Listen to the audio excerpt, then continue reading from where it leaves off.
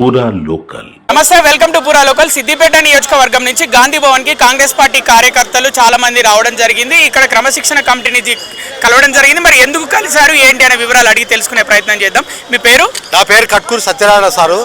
నేను కాంగ్రెస్ నాయకుడిని. సిద్దిపేటలో గత 15-20 ఏళ్ళ నుంచి ఉన్నాను.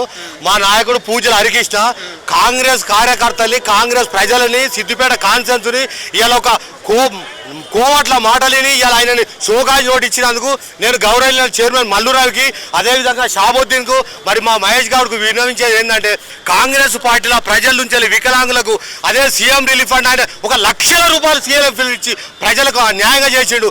ఒక న్యాయం చేసినటువంటి నాయకుడిని, ఒక బంగారు మనిషిని ఇవాళ ఇన్ఛార్జిగా ఉన్నటువంటి సిద్దిపేట కాన్ఫరెన్స్ని 40 ఏళ్ల నుంచి కాంగ్రెస్ కాపాడిన మన పూజల హరికృష్ణ గారికి నోటీస్ ఇవ్వడం ఎంతవరకు సమంజసమని ఈ విధంగా ఇలా గాంధీ భవన్లో మేము అనేక విధాల ఇలా ఏడుపు పెడబొబ్బలు ఇలా త్యాగాలకు నిర్ణయంగా చేస్తున్నాము.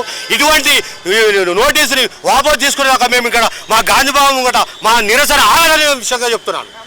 అంటే హరీష్ రావు తోటి కలిసి ఫోటోలు దిగిన నేపథ్యంలోనే ఈ విధంగా షోకాజ్ నోటీసులు ఇచ్చారని అంటున్నారు. కాదు సారు, మనకు ఇలా ఆ సారు అనేక విధాలుగా సిద్దిపేటలో చేశారు. కొంతమంది కోవాట్లు ఇవాళ పార్లమెంట్ ఎలక్షన్లు కానీ, అసెంబ్లీ ఎలక్షన్లు కానీ, మా అటువంటి నాయకుల దగ్గర కానీ ఏ రోజు వచ్చి మా సుఖశాంతులు కానీ, ప్రజల ఇబ్బందులు కానీ ఏ నాయకుడు చూడలే.